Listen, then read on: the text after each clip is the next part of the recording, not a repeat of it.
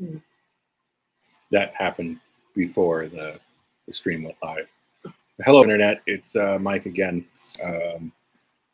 As always, starting the stream about 10 minutes early, so check back in about 10 minutes when we get ready to start the study.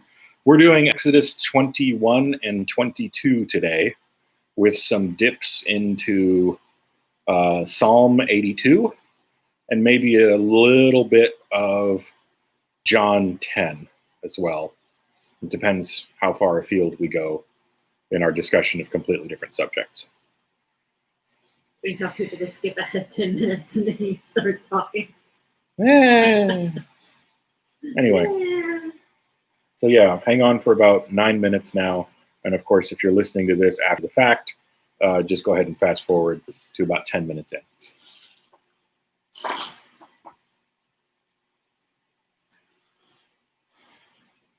I washed all the dust out of that other lampshade, but it made a huge difference. It was bad. Yeah. Do you mind if I drink the last olive one? No. I did forget to ask about you getting more red and orange. Yeah. Well, we have lots of the other colors.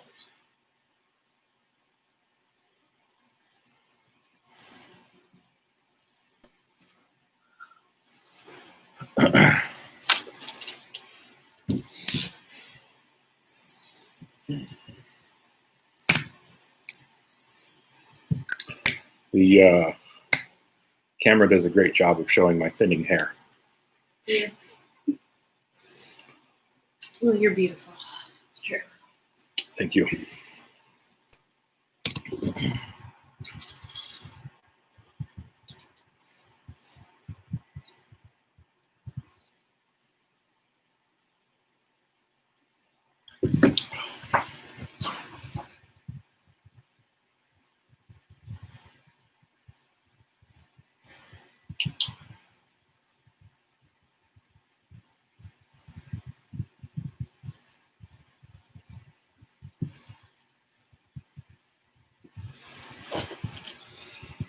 If anyone's actually paying attention right at this moment, I turned on another light, but I might get up and turn it off later, depending on whether or not the bulb starts blinking again.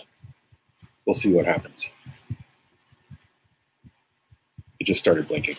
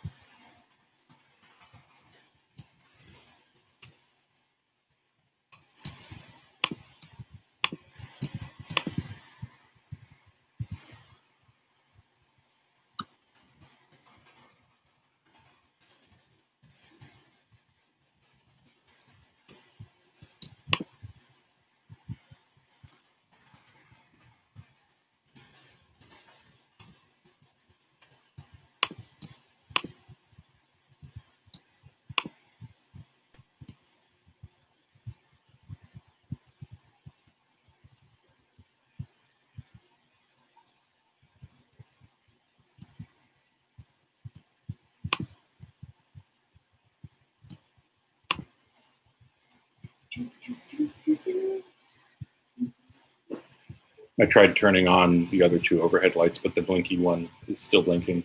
Yeah. So I need to replace that one. You want me to replace it now? I mean, we're supposed to start in just 5 minutes. And I feel like the table would be in the way and we'd have to move the table.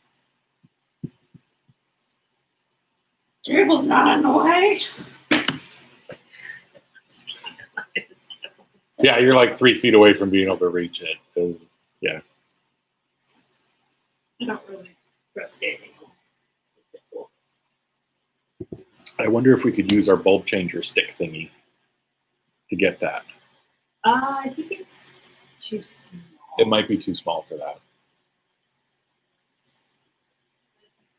Yep. I'll grab another bulb.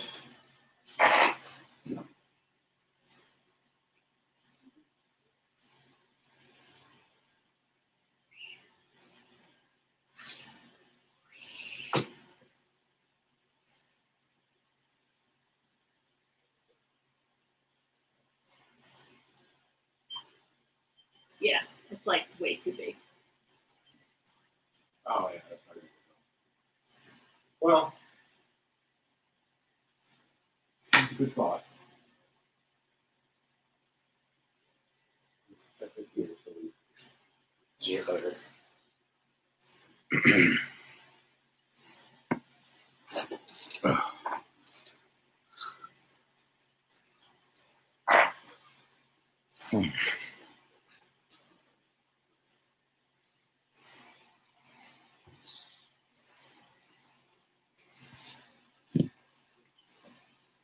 She's broken out the ladder. She's doing it anyway.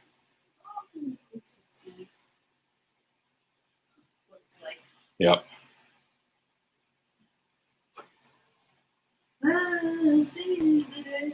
For those of you experiencing the sounds of what's going on in internet land, Not Just- sponsored. yeah, just understand that I have strong feelings and opinions about light bulbs because that's what kind of a nerd I am.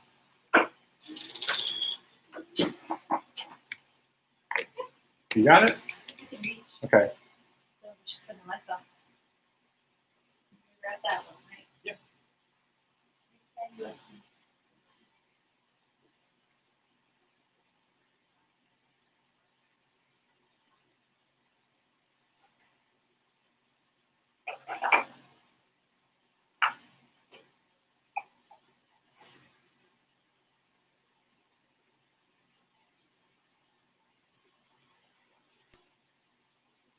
I forgot you did the anchor thing. For the bookcase. Huh? I forgot you did the anchor. Yep. I actually installed that correctly.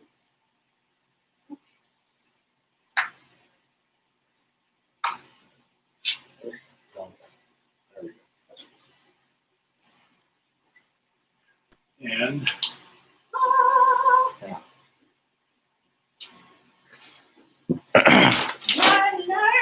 And for those of you who are Star Trek Next Generation fans, you will understand with what satisfaction I say there are 4 lights.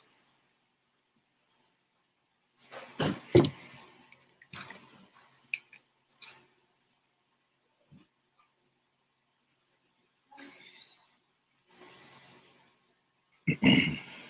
don't think Dad's on, is he?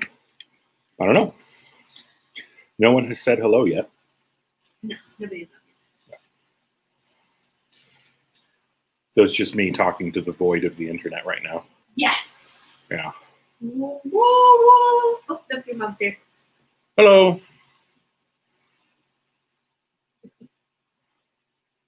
But we have more light again, so that's good.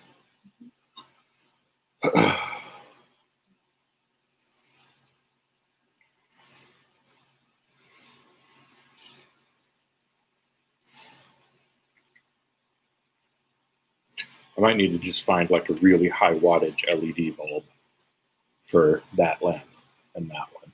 Mm-hmm. So we don't want it to be too high. Then bad things will happen. Well, if they're LEDs, then it won't matter. Just as long as they're not so bright as to be uncomfortable to experience.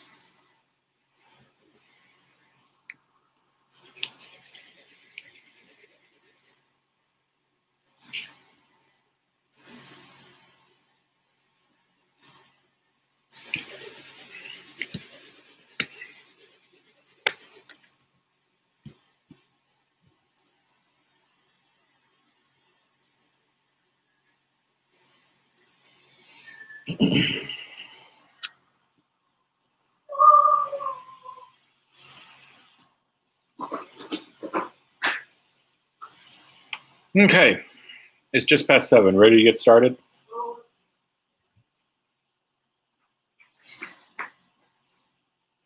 Did you want to get a drink or something? I could wait. No. Yeah. Okay. So as I briefly mentioned earlier, we're mostly in Exodus 21 and 22 today, but we'll go to a couple of other places.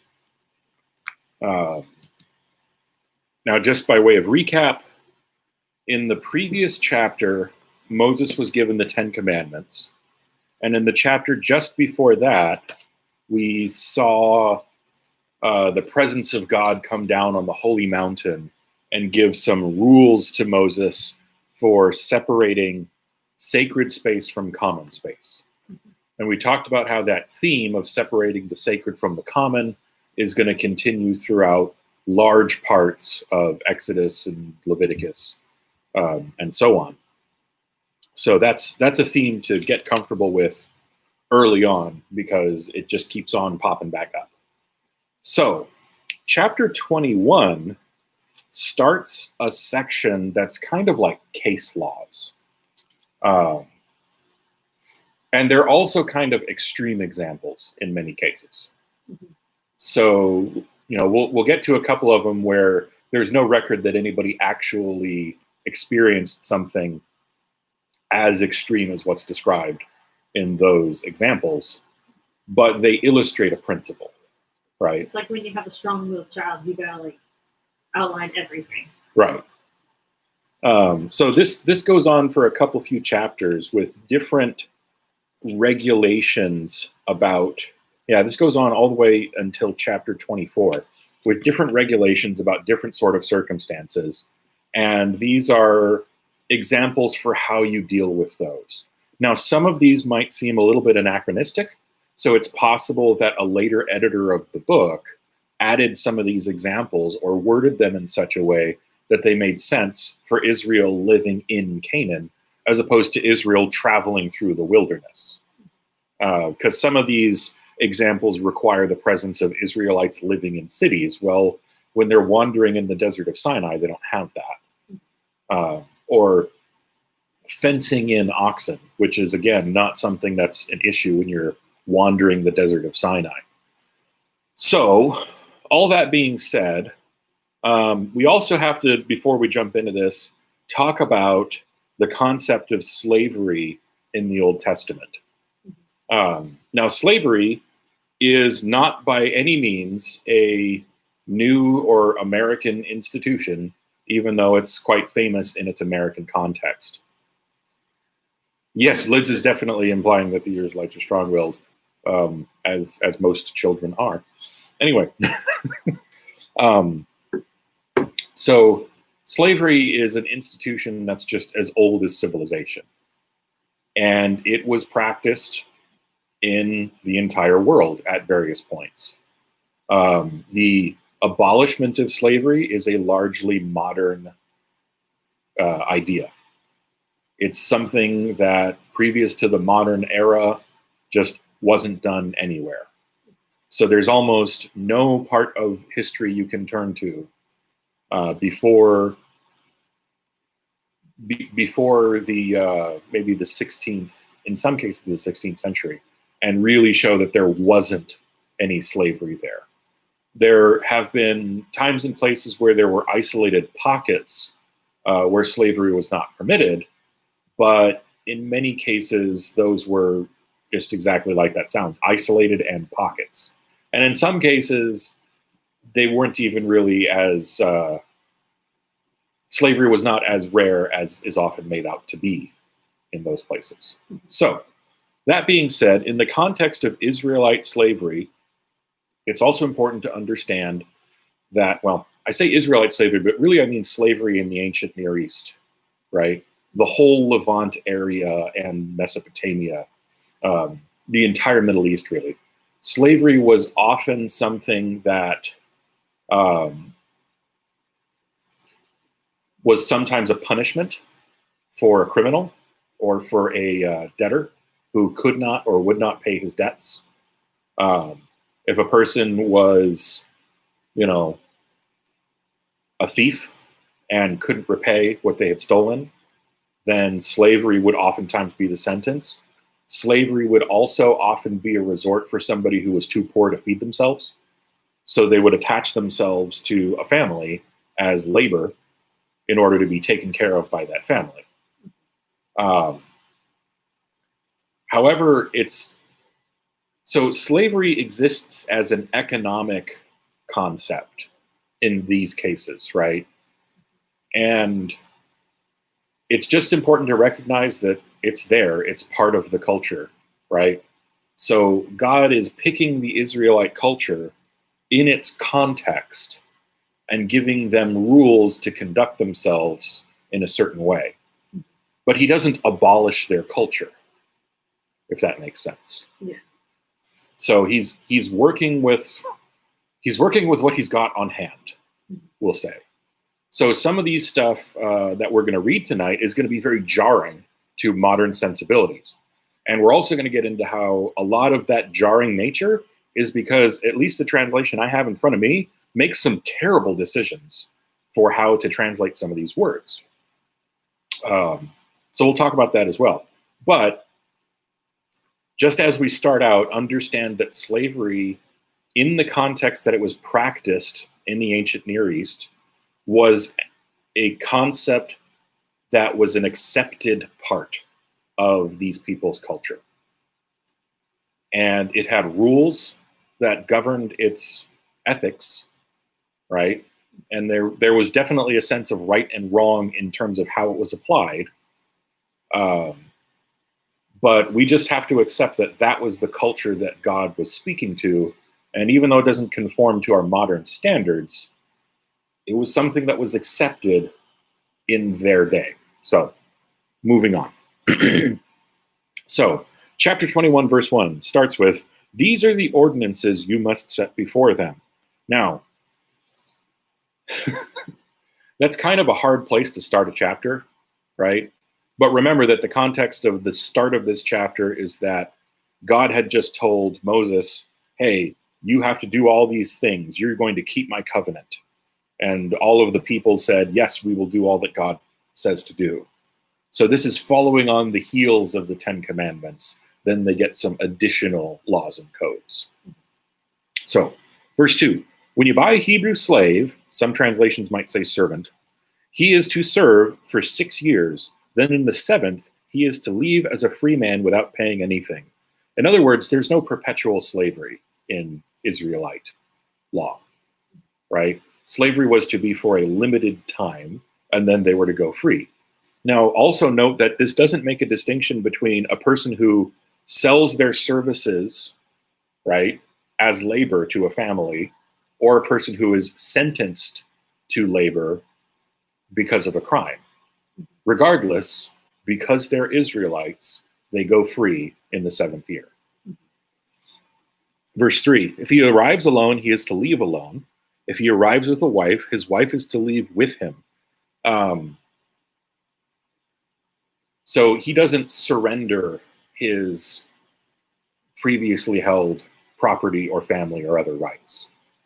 The fact that he is required to serve his master in this circumstance doesn't make him not human in their law. Or I think boss sometimes can be a better. Well, I mean, yeah, boss might be a better way to understand it, but still, the idea is that just because they're considered a slave does not mean that they're considered to be less than human. Now, just as an aside, this is different than other law codes of the ancient time where slaves were less than other citizens. So if you killed a slave, then you just had to pay a fine. You weren't guilty of murder, right? Well, we'll see that where it talks about what happens if somebody is killed later on in our reading tonight, it doesn't make a distinction between slaves. There's an additional fine that you have to pay if you kill a slave, because you then deprived that slave's boss or master of something that they paid for. But it doesn't say that you get out of the other penalty. Anyway, we're getting ahead of ourselves. Yes. Okay, 4. If his master gives him a wife and she bears him sons or daughters, the wife and her children belong to her master, and the man must leave alone. Now, this is the first of several translation choices that are really extreme in the way this this section is translated. I'm reading from the HCSB, the Holman Christian Standard Bible.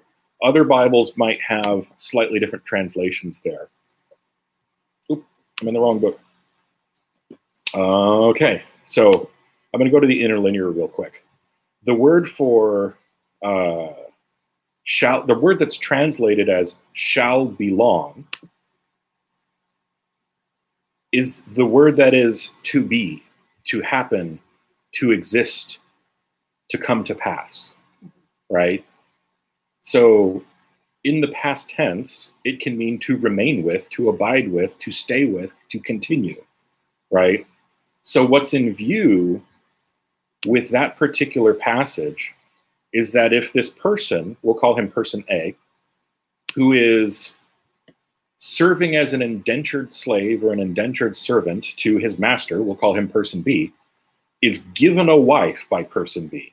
Now, given a wife implies that person B goes and arranges this marriage and pays the required dowry on behalf of person A, right? So he has spent money to procure a spouse for person A.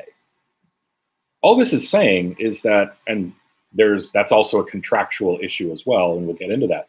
All this is saying is that person A doesn't get to leave and deprive person B of what he paid for, right?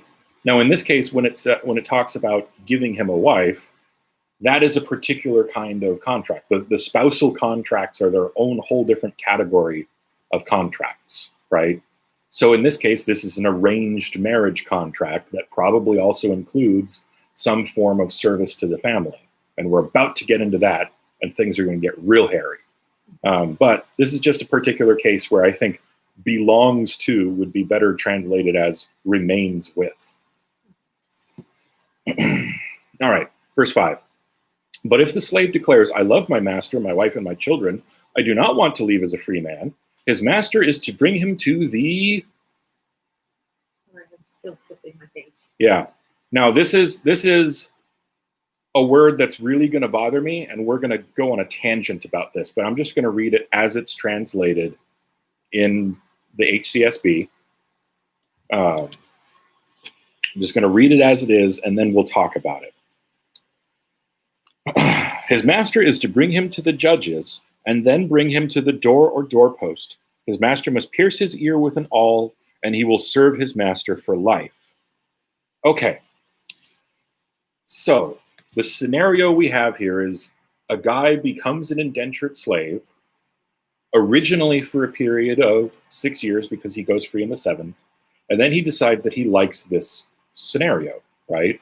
Maybe his master procures for him a wife, and maybe he decides that actually this is not a bad gig, I want to stay here. So, in the interlinear for Exodus 21:6, it says his master is to bring him to Elohim. That's the word for either God or other spiritual beings, right? Like angels would be considered Elohim. Samuel, when he is appearing as the departed ghost of Samuel, is categorized as an Elohim, right? Living human beings are not categorized as Elohim. So translating this as judges is kind of nonsensical.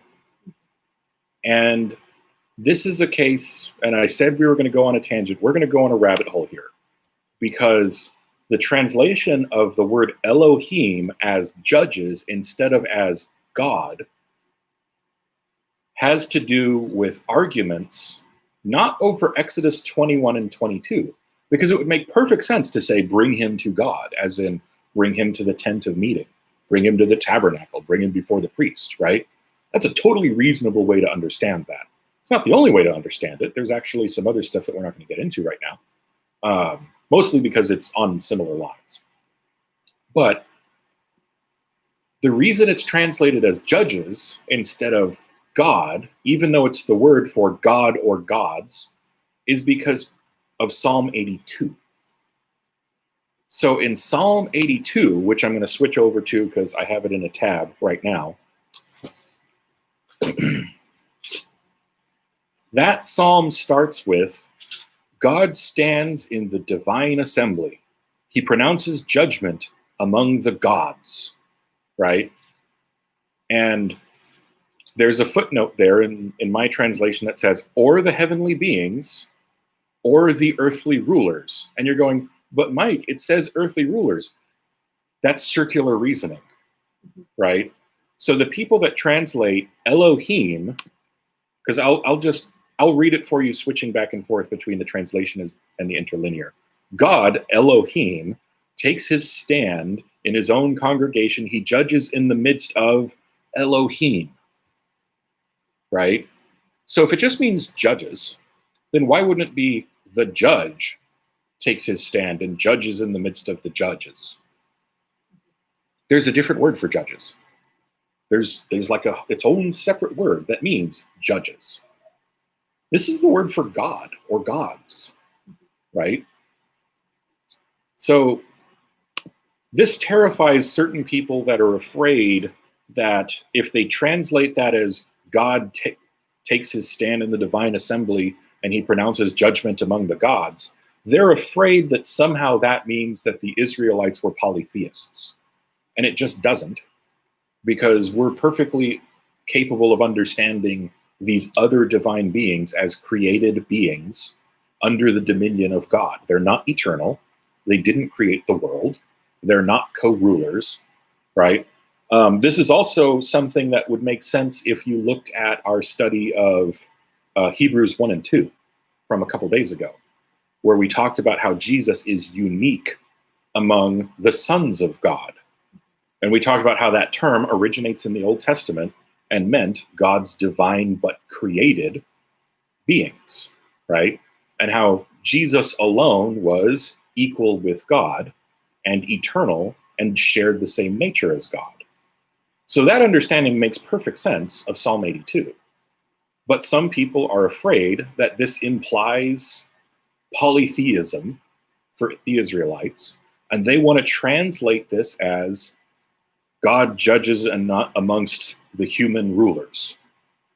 And they'll cite as their evidence Exodus 21 and Exodus 22. But that's called assuming what you need to prove. Because they're saying that Elohim means judges in those passages, so I can use it in in Psalm 82. And because it means that in Psalm 82, I can use that in Exodus 21 and 22. Except a plain reading of Exodus 21 and 22 says, take him to Elohim. Take him to God, right?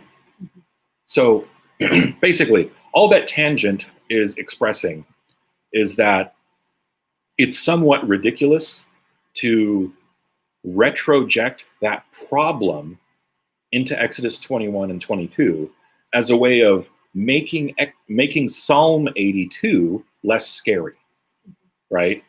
I will also point out, though we're not going to jump into a fully featured discussion of this, that if you do that to Psalm 82, then John 10 doesn't make any sense. Because in John 10, Jesus is accused of blasphemy for making himself equal to God. He says it just plainly, I and the Father are one. And the Pharisees go to stone him. So then Jesus quotes Psalm 82 and says, how can you say that the one God sent into the cosmos is blasphemous for saying he's God? Look at what I do. That will prove to you who I am. And I'm paraphrasing, right? So Jesus' rebuttal of their argument isn't to say, no, I didn't blaspheme because God said this of other human judges. His rebuttal is, no, I didn't blaspheme because I'm not merely a man, right? His rebuttal hangs on him being equal to God and proving that he is equal to God by what he does, rather than saying, well, if it was okay for God to say that these human beings were judges, then it's okay for me, because that's not what he says. Anyway, tangent over. I will try to remember to point out as we're going through Exodus 21 and 22 that in the occasions where it says judges, the word is Elohim. And that in those occasions, the plain reading would be, you take this person to God. Okay. Tangent over for now. Verse 7. Did you want to say anything more about like after bringing him to quote the judge and then the other stuff? Or? Well, so piercing the ear with an awl, right? That was, that was an outward sign that he would then be considered a lifelong servant in that house, right? So that was like the promise before God that this is legit. You're not holding this guy against his will perpetually, that this was his choice to remain with that family, if that makes sense. Okay, now we're going to go off the rails again. Verse 7. When a man sells his daughter as a slave, she is not to leave as the male slaves do. Okay, now if you're reading in some translations, the word for slave there is rendered as concubine, which is possibly the most extreme way you could possibly translate that word. So now I'll look at that word real quick in the interlinear here. So that word is amah, and that has a number of meanings, such as handmaid, maidservant, maid, or bondwoman, as in an indentured servant who is a woman, right? That's completely different than concubine. That is an incredibly extreme way to translate that.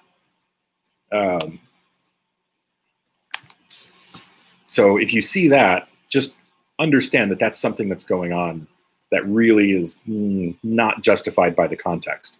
And since we mentioned context, we have to say that the case we're talking about here between verses 7 and 11 is not the case of simply a girl who is sent to a family to work for them. The context is that she is sent to a family to work until she becomes a spouse in that family. And that's going to become clear when we hit verse 10. It's going to become explicitly clear at that point, right? So this isn't simply a 6-year work contract with somebody going free on the 7th. This is, we're sending her over, a dowry is paid, and she serves in that house until she becomes a spouse, at which point she has all of the rights that were afforded to a spouse. Is there a question that's about to pop up? No, the mom said about switching to. Yeah. I jump back and forth between lots of different translations because, like, the HCSB is often easy to read, but sometimes they make really bad decisions on translating specific words. However, they do put in the footnotes that tell you what the original word is and what the alternate translations are. And this is why I love Blue Letter Bible, because it's very easy to see how these translations are in different directions. Not a sponsor. Yeah, not a sponsor. I don't have any sponsors. Anyway, so moving right along. Verse 8. If she is displeasing to her master, in other words, if he chooses not to marry her. If he's displeasing to her master who chose her for himself, then he must let her be redeemed. He has no right to sell her to foreigners because he has acted treacherously toward her. Okay, so the context there is some guy, we'll call him person A, gives his daughter to person B as a servant and then eventually as a spouse. This is an arranged marriage. A dowry is paid, a marriage contract is produced, right? So that servant slash slave slash girl, whatever you want to call her, is legally betrothed in that case, right? So if person B decides he no longer wants to marry her, he can't just dump her on someone else, right? Because he has a marriage contract, right? If he is going to violate the terms of that contract, then she has to go back to her original family, right? He's not, or she is not his property to do with however he sees fit. Does that make sense? She is protected under that marriage contract. So we're not dealing with simply forced labor in the case that we were talking about with maybe like somebody who was guilty of a crime, right? Moving on, there's another wrinkle in this. Verse 9, or if he chooses her for his son, he must deal with her according to the customary treatment of daughters. In other words, he can't give her to marry his son without a dowry, right? That's a requirement. Verse 10, if he takes an additional wife, he must not reduce the food, clothing, or marital rights of the first wife. And here you have the explicit implication that this is about a spousal union, not about a work contract, right? So in their context, in their culture, marriage came with a contract. All marriages were required to have a contract. And if that contract was violated by either party, the marriage was dissolved, right? So that's what that's what's being described there in verse 10. You don't get to, because you took an additional wife, right? Notice how it becomes wife instead of concubine all of a sudden. Yeah. That should have been the example that concubine was a terrible way to translate that. Anyway, 11. And if he does not do these three things for her, she may leave free of charge without any exchange of money. Why? Because he's violated the marriage contract, right? Her marriage contract was, I will serve in your house and bear your children. However, you have to do these things, right? And if you don't, so if you were in that position and you didn't take care of your spouse and uphold your end of the contract, she and her offspring were gone. Bye, right? So this is one of those things that's very jarring to our own personal, different senses of morals and ethics today. We don't do things like this in our culture. In their culture, that's how you protected women in bad situations, right? There's no social services. There's just, you're treating me. This other family. Yeah. There's just, I'm going back to my father's house because you violated our contract.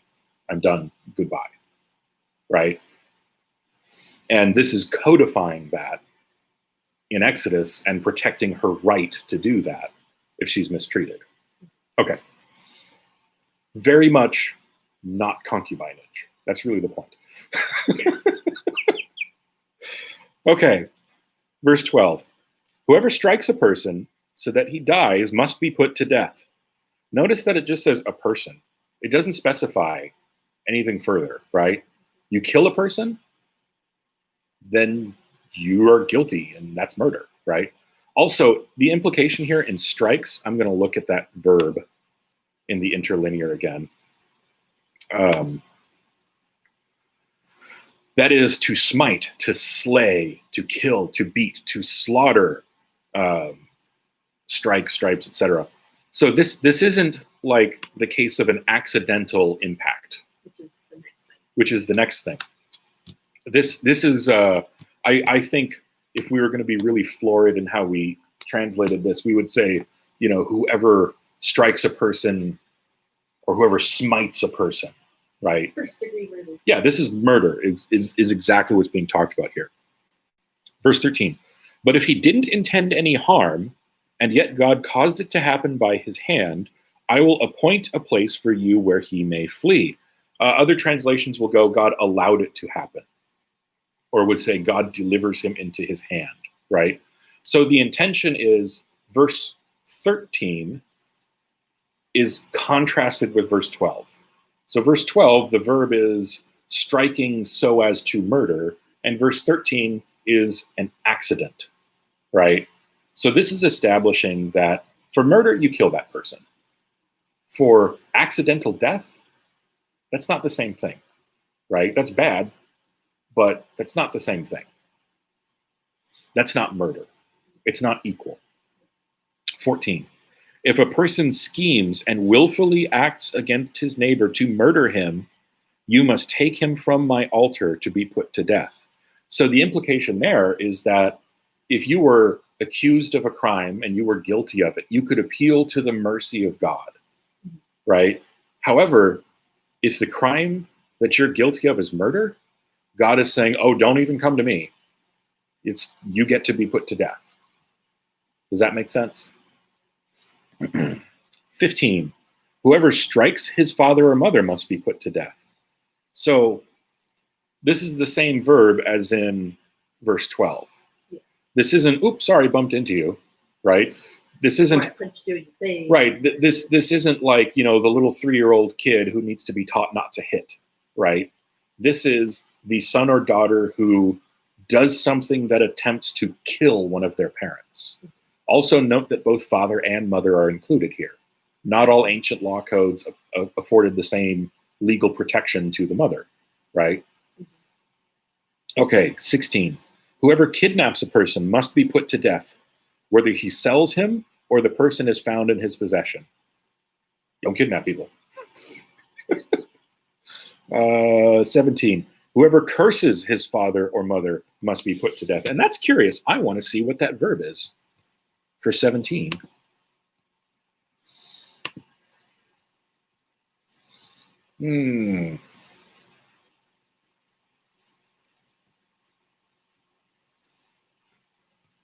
Yeah. Treat with contempt, bring contempt or dishonor, make light of. Yeah. That's an interesting word there. Okay. Fair enough, right? So what does that mean? Well, recall that there was a commandment, honor your father and mother, right? So that's exactly what that means. Now, bear in mind what we started with. These were law codes like this are treated as extreme examples in many cases, right? So this doesn't mean that you have to kill your child if you have a disagreement that gets messy, right?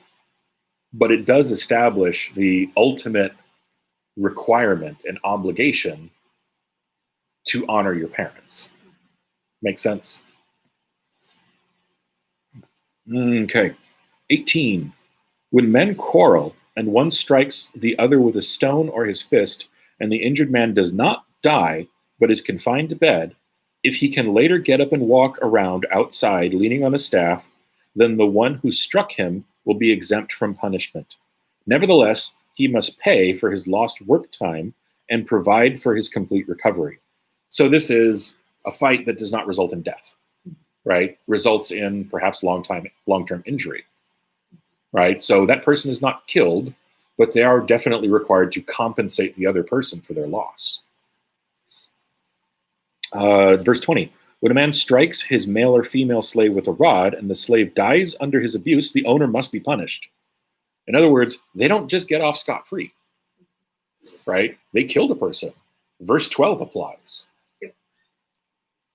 However, if the slave can stand up after a day or two, the owner should not be punished because he is his owner's property. When men get into a fight and hit a pregnant woman so that their children are born prematurely, actually, I'm going to back up a second. That thing about should not be punished, the owner has cut off his nose to spite his own face, right? He's not paying for the other person's work because he's already paid for the other person's work. However, by injuring his servant, he's deprived himself of his servant's work, right? That's stupid. Plus, his servant is going to go free after 7 years regardless. Okay. 22. When men get in a fight and hit a pregnant woman so that her children are born prematurely, but there is no injury, the one who hit her must be fined as the woman's husband demands from him, and he must pay according to judicial assessment. And I'm going to look up the word for judicial there because this is going to become important later. Sure. Okay. So they get into a fight. The woman gets injured. The children are born, but everybody's okay. Notice that it's ambiguous who the no harm applies to, right? It could be applied either to the woman or to the children. Some people will take a very extreme point of view on this and argue that that only applied to the woman, and then hence the children were not considered persons. That's stupid. That's taking 20th and 21st century politics and retrojecting them onto Exodus 22. Verse 23. If there is an injury, notice it doesn't say to who, right? Could be to the women or to the children. Then you must give life for life, eye for eye, tooth for tooth, hand for hand, foot for foot, burn for burn, bruise for bruise, wound for wound. In other words, the punishment is to be proportional to what happened, right? It's not instant death, whereas in other ancient law codes it was. So proportional punishment for the severity of the violation. 26. When a man strikes the eye of his male or female slave and destroys it, he must let the slave go free in compensation for his eye. And because like he's given that person an injury that will extend long past their term of service, right? If he knocks out the tooth of his male or female slave, he must let the slave go free in compensation for his tooth. Like, if they really considered slaves to be mere property, then that wouldn't matter, right? So the reference to the slave being property in a previous verse should really be better understood as the services of that slave have already been paid for. So he's deprived himself of those services, right? But he doesn't own the person. They go free after 6 years. Anyway, 28. When an ox gores a man or a woman to death, the ox must be stoned, and its meat may not be eaten. But the ox's owner is innocent. So that makes sense, right? The animal gets out of control. The animal does something. You can't necessarily hold a person. I said necessarily. You can't always hold a person responsible for what an animal does, right? And the little line in there about the meat must not be eaten, like, you can't just walk through a village and go, hey, that ox gored me, I'm hungry, right? Yeah. Because, I mean, you could do all kinds of things that gained economic benefit for false victims if the law allowed that, but in this case it doesn't. 29. However, if the ox was in the habit of goring, and its owner has been warned, yet does not restrain it, and it kills a man or a woman, the ox must be stoned, and its owner must also be put to death. In other words, if this is an accident, if there was nothing to indicate that this was a danger, then the owner is not liable for that. However, if the owner knew very well that there was a danger and didn't do something out of negligence, then the owner is liable for that death. But that's not the whole story. Verse 30. If instead a ransom is demanded of him, he can pay a redemption price for his life in the full amount demanded from him. So it still results in a death through negligence, right? And the price of that negligence can be up to his life. But unlike murder, it doesn't demand that he forfeit his life. Does that make sense? So in the case of a murderer, there's no redemption price. They are executed. But in the case of somebody who is liable for the death of someone else because of their negligence, it may go that far. However, it's reasonable that he can be required to pay a redemption fine instead. Where did we get to? 31. If it gores a son or a daughter, he is to be dealt with according to this same law. And that can be a little bit weird until you realize that in other ancient law codes, sons and daughters were not offered the same protections as their parents, right? So whether it is an adult, a property owner, it doesn't matter, right? If the ox kills somebody and you could have done something about it, but were too lazy to, even though you knew better, you're liable.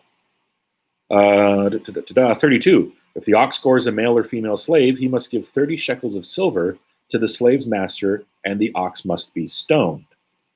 Okay. Verse 32 does not exempt the owner of the ox from the punishment of verse 29. Right? You can look at that as an additional thing. He must also compensate the owner of that servant for the services that he's lost because of the goring that he was liable to prevent. Does that make sense? He was the owner. But I guess right. Pay his people and be like, I'm going to die. Right. So just so we're clear on this, when we're talking about, the case of Israelites who are slaves, they aren't considered to be not persons under the law, right? Their services and time and livelihood is paid for a period of, however long, but that doesn't mean that they become chattel and worthless as human beings, right? If somebody were to strike and kill a slave, or their ox were to kill a slave, then they're punished according to killing a person. It's just that they also have to compensate the person who bought those services. Okay. Verse 33. When a man uncovers a pit or digs a pit and does not cover it, and an ox or a donkey falls into it, the owner of the pit must give compensation. He must pay money to its owner, but the dead animal will become his. When a man's ox injures his neighbor's ox and it dies, they must sell the live ox and divide its proceeds. They must also divide the dead animal. If, however, it is known that the ox was in the habit of goring, yet its owner has not restrained it, he must compensate fully, ox for ox. The dead animal will become his. In other words, you're liable for stuff you do, right? If you cause hazards, you're liable for what happens according to those hazards, right? Okay. Moving on, verse 22 is faster, but for a couple of exceptions. When a man steals an ox or a sheep and butchers it or sells it, he must repay 5 cattle for the ox or 4 sheep for the sheep. If a thief is caught in the act of so that's slightly disproportional. It's still paying like for like, but in this case, it's extra payment to discourage it. If it was 1 for 1, then there wouldn't be much of a deterrent theft there. Verse 2, if a thief is caught in the act of breaking in and he is beaten to death, no one is guilty of bloodshed. That's the implication here, is that the thief was killed in self-defense because you don't know him, you don't know what he's doing there. And that's made more clear by the next verse. But if this happens after sunrise, there is guilt of bloodshed. A thief must make restitution. If he is able, he is to be sold because of his theft. So the idea about after sunrise means you can see who this person is, you can see what he's doing, you can tell that he hasn't come to murder you and your family, right? So the idioms in use here are about self-defense versus killing someone in your house just because you're angry that they've stolen. Thievery does not mean you must kill the thief, right? Actually, the punishment here is given. He is sold because of his theft. He then becomes a slave, and of course we know because of verse 21 that that's for a period of 6 years, and on the 7th he goes free, unless he doesn't want to. Okay, verse 4. If what was stolen, whether ox, donkey, or sheep, is actually found alive in his possession, he must repay double. Okay, verse 5. When a man lets a field or vineyard to be grazed in, and then allows his animals to go and graze in someone else's field, he must repay with the best of his own field or vineyard, because he stole somebody else's field, basically. Mm-hmm. When a fire gets out of control, spreads to thorn bushes, and consumes stacks of cut grain, standing grain, or a field, the one who started the fire must make full restitution for what was burned. So again, applying the rule of liability for your actions. You convert that force where Yeah, listen to Smokey the Bear. not responsible. Not a sponsor. 7. When a man gives his neighbor money or goods to keep, but they are stolen from that person's house, the thief, if caught, must repay double. If the thief is not caught, the owner of the house must present himself to the... This is another one of those... Elohim. Yeah, the word is Elohim, and like we talked about, it's mistranslated, in my opinion, as judges. Mine actually does have a note that says or to God. Yeah, to determine whether or not he has taken his neighbor's property.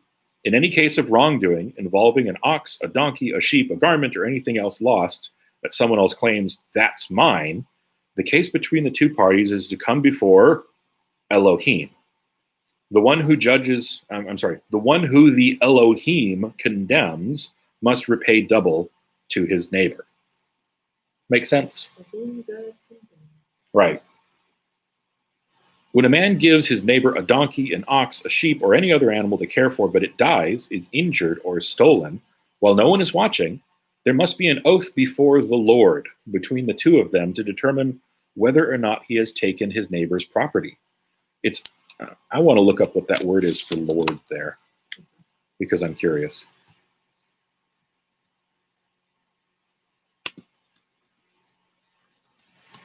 What verse is that? 11?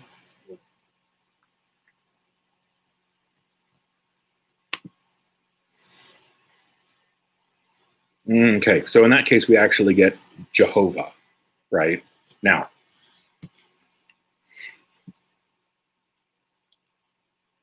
Jehovah is a whole nother subject. The name God gave for himself early in Exodus was Yahweh. Jehovah, or Jehovah, is taking the consonants for Yahweh and giving it the vowels of Adonai. Right? This came out of a much later tradition of not wanting to say the name of God. Right? But in the time of Moses, that tradition didn't exist. Does that make sense? Okay. First part, no, but it's Yeah. All right. Moving on. Its owner must accept the oath. sorry. That's midway through verse 11. Its owner must accept the oath, and the other man does not have to make restitution. But if, in fact, the animal was stolen from his custody, he must make restitution to its owner. If it was actually torn apart by wild animals, he is to bring it as evidence. He does not have to make restitution for the torn carcass. So you're responsible for what your own animals do. You're not responsible for things you can't control, right? Verse 14, when a man borrows an animal from his neighbor and it is injured or dies while its owner is not there with it, that man must make full restitution. If its owner is there with it, the man does not have to make restitution. If it was rented, the loss is covered by its rental price. You can't rent out animals that are near death and then claim that the renters killed them so that you can swindle them for money, right? Okay, 16. Now we're getting spicy again. If a man seduces a virgin who is not engaged and he has sexual relations with her, he must certainly pay the bridal price for her to be his wife. In other words, this is a consensual relationship that they've had. And it specifies that she is not engaged. Because if she were engaged, then she would be legally married to someone else. That would be considered adultery, right? 17, if the father absolutely refuses to give her to him, he must pay an amount in silver equal to the bridal price for virgins. Because otherwise, it's not easy for the father to marry this girl off anymore, right? Like, that's an important facet of their culture. And the fact that the relationship was consensual or not doesn't do anything about the lost financial benefit to the family, right? And like we talked about in other passages, there's a very collectivist ideal in their minds, right? They think in terms of benefit to the family and value to the family. Yeah. So by sleeping with this girl who's unattached at the moment, he has essentially stolen a financial value to the family, and he has to repay that, right? Okay.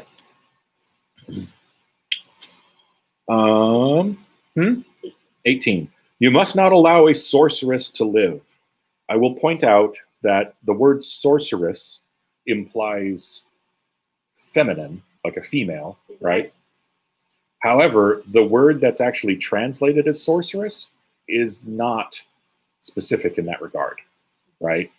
So whether male or female, you don't allow a sorcerer or sorceress to live. I'm kind of curious what tradition drove the choice to translate that as sorceress instead of sorcerer or sorceress. Like, why did they go one direction and not the other? I suspect it has something to do with 13th century crazy writing, but I'll have to research that later. 19. Whoever has sexual intercourse with an animal must be put to death. Fair enough. Whoever sacrifices to any gods, apart from the Lord alone, is to be set apart for destruction. That's verse 20. And now I'm curious. Wasn't there earlier in Exodus or Genesis that you were supposed to take that person and either stone them or like banish them from the camp? We haven't come to banishing issues yet, I don't think. Okay, so maybe that's Yeah, that you might be later. thinking of other passages. But that word for set apart for destruction is an interesting word that has other contexts later, so we might talk about that at some point. There's a dot on it, but I Mhm. don't know what that means. Yeah, I don't either. Okay. Interestingly, the word Elohim appears there as well, and they didn't translate it as judges. So, just goes to show you. 21. You must not exploit a foreign resident or oppress him, since you were foreigners in the land of Egypt. Fair enough.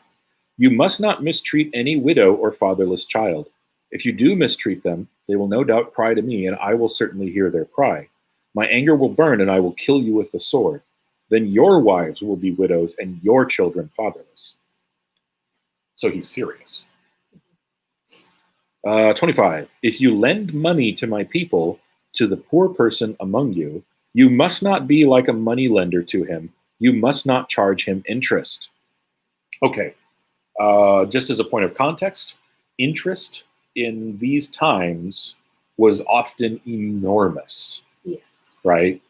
Like 25, 50, 100, hundreds of percent, right? This is the kind of interest that today we only see in payday loan kinds of establishments.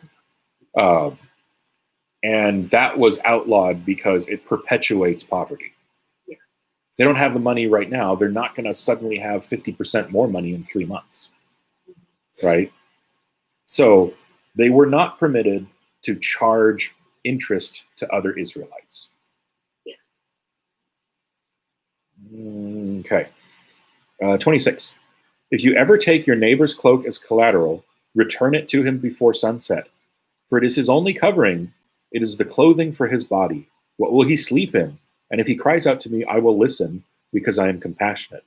So you would only put up your cloak for collateral if you didn't have anything else, right? So if somebody is so poor and destitute that they have to get a loan and they're willing to put up their cloak for collateral, then they really don't have anything. And it's not right to keep that from them. It doesn't say you have to forgive the loan, right? It doesn't say you have to give it to them for free, but it does make it wrong to deprive them of something that they need, right, as collateral for their loan. Okay. Almost done. 28. You must not blaspheme God or curse a leader among your people. I'm curious about words there too. God in like says footnote says or judges. Yeah. Which is ridiculous. This time they decided to put God instead of judges. Right. So what's the rationale there? Right? What's the rationale for saying you must not curse a judge? Well, why not? Mm-hmm. What if he's corrupt? Yeah. You know? Also, the ruler that's mentioned later is nasi. It's a different word, right? So when the text wants to talk about human rulers, it doesn't use the term Elohim, because that term is specific to divine beings, not earthly human beings, right? So it's kind of nonsensical and random to sometimes decide that that applies to rulers and sometimes applies to God, especially when the context works pretty well to say, take them before God to judge them. Anyway, I think we've beat that horse to death pretty well. 29. You must not hold back offerings from your harvest or your vats. Give me the firstborn of your sons. Remember that we covered, I think it was back in like chapter 13, that the Israelites were to dedicate their sons, right? They were to redeem all of their, certain firstborns, like of the flock, were sacrificed. Others could be redeemed with a sacrifice or they could be destroyed, but sons, right, or firstborn children were never sacrificed. It specifically says you must redeem them. Okay. Do the same with your cattle and your flock. Let them stay with their mothers for 7 days, but on the 8th day you are to give them to me. And then 31, be my holy people. You must not eat the meat of a mauled animal found in the field. Throw it to the dogs. And I think the key to understanding that one is be my holy people. Remember that concept we talked about, the separation between what is holy and what is mundane? So don't be a scavenger. You're not an animal, right? Make sense? Okay. So that's as far as we're going to go today, and we've used up pretty much all of our hour anyway. Chapter 23 is going to have some more laws along this line. I will say, just before we leave, that if you're ever reading through these passages and you come across something that is tremendously jarring to your modern sensibilities, number one, look at an interlinear, because you may find that the word has a pretty wide semantic range, and it could be that your translation just went in a very extreme direction, like the CSB translation and some other ones do, right? Number two, look for some resources that talk about how those situations were handled in Israelite or in ancient Near Eastern culture, right? Because the way that American slaves were treated in the 18th century and the 19th century is not the same way that slavery was done in the ancient Near East, right? There were just differences in the outlook. So if you're going to do research on that, then try to look for resources that talk about that context, because the American context is not the same. Anyway, that's pretty much where we're at today. So I'll pray real quick. We still have this spoken things. Yes, I'll pray real quick and then we'll be done. Father, thank you again for your wisdom in giving us a law code in giving us an example for laws that protect people even when they're in bad circumstances. We thank you for your ethic that you try to teach us, that all people are equal, and regardless of their circumstances, they're not to be looked down upon or mistreated. And we ask for your help, Lord, in continuing to do that today, continuing to not mistreat people whenever we're in any position of authority. Whenever we're given the opportunity to treat people well, we ask for your help in doing that. In Jesus' name, amen. Bye. Bye. Good night. See you all later.